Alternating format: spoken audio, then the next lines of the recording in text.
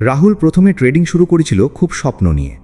ইউটিউবে বড় বড় প্রফিটের স্ক্রিনশট দেখে তার মনে হয়েছিল ট্রেডিং মানেই দ্রুত টাকা আয় করার রাস্তা।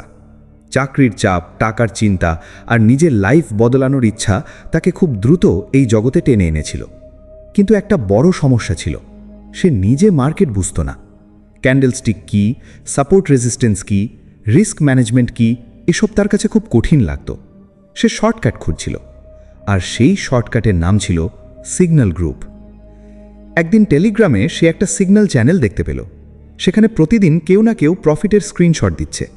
আজ 20,000 প্রফিট, 1 ঘন্টায় অ্যাকাউন্ট ডাবল, 100% অ্যাকিউরেট সিগন্যাল। এসব দেখে রাহুলের মাথা ঘুরে গেল। তার মনে হলো, যখন অন্যরা এত সহজে টাকা কামাচ্ছে, তাহলে সে কেন পারবে না? প্রথম দিন সে ছোট অ্যামাউন্ট দিয়ে সিগন্যাল ফলো করল। সিগন্যাল এলো বাই নাও। সে কোনো অ্যানালিসিস না করেই এন্ট্রি নিল। কয়েক মিনিট পরেই ট্রেড প্রফিটে চলে গেল।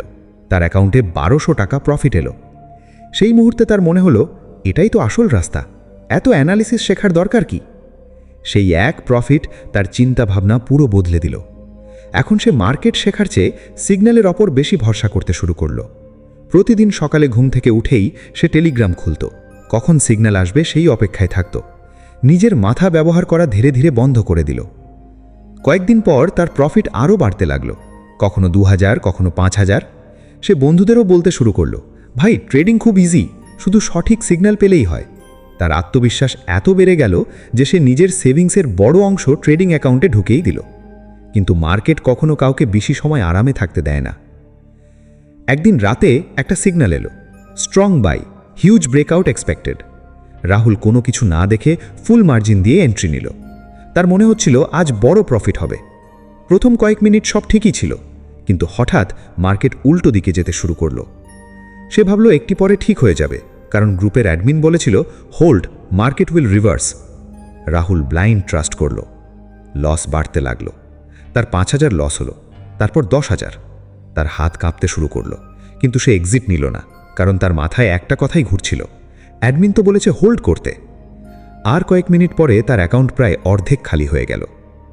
সেদিন রাতে সে ঘুমাতে পারেনি, কিন্তু পরের দিন আবার গ্রুপে স্ক্রিনশট আসতে লাগলো। কেউ প্রফিট দেখাচ্ছে, কেউ বলছে yesterday was just bad luck. Admin বলল next signal will recover everything. Rahul আবার বিশ্বাস করল। এইবার সে আগের লস রিকভার করার জন্য আরও বড় লট সাইজ নিল, কারণ তার মনে হচ্ছিল একটাই ট্রেড সব ঠিক করে দেবে। এটাই ছিল তার সবচেয়ে বড় ভুল। মার্কেট আবার উল্টো গেল।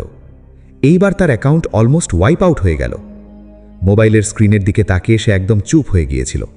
কয়েক মাসের সেভিংস কয়েক ঘন্টায় শেষ হয়ে গেল। তার মাথায় তখন শুধু একটা প্রশ্ন, আমি আসলে কি করলাম?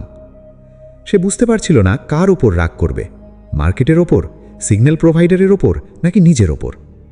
কিন্তু সত্যিটা খুব কঠিন ছিল। সে ব্লাইন্ড ট্রাস্ট করেছিল।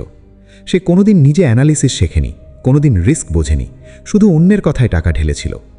আর মার্কেটে যখন নিজের জ্ঞান ছাড়া টাকা ঢোকানো হয়, তখন সেটা ইনভেস্টমেন্ট না, সেটা গ্যাম্বেল হয়ে যায়। কয়েকদিন পরে সে আবার সেই গ্রুপে গেল। দেখল অ্যাডমিন আগের মতোই নতুন সিগন্যাল দিচ্ছে, নতুন মানুষ জয়েন করছে, নতুন প্রফিট স্ক্রিনশট আসছে, যেন কিছুই হয়নি।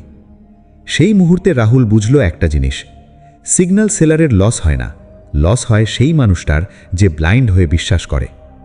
সে ধীরে ধীরে ট্রেডিং থেকে দূরে চলে গেল কিছুদিনের জন্য। নিজের ওপর খুব রাগ হচ্ছিল তার। পরিবারের কাছেও কিছু বলতে পারছিল না, কারণ সবাই ভেবেছিল সে ট্রেডিং শিখছে, কিন্তু বাস্তবে সে শুধু অন্যের কথায় বাই সেল করছিল।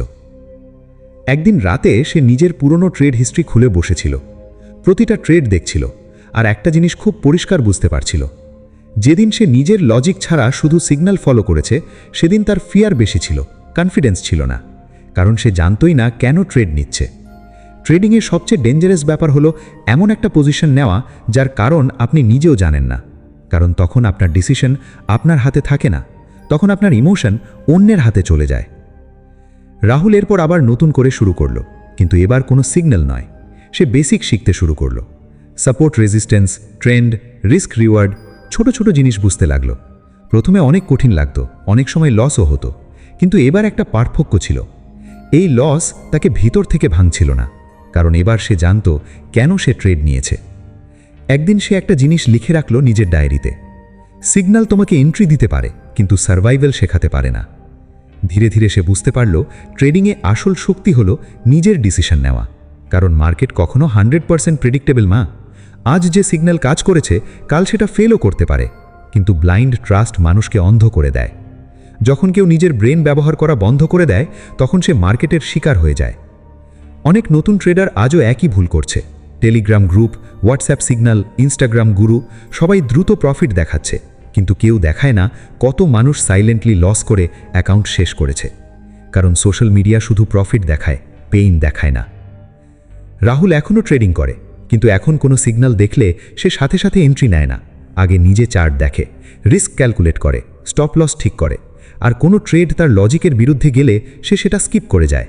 কারণ সে জানে একটা ট্রুথ, মার্কেটে অন্যের ব্রেন ধার নিয়ে কেউ দীর্ঘদিন সার্ভাইভ করতে পারে না।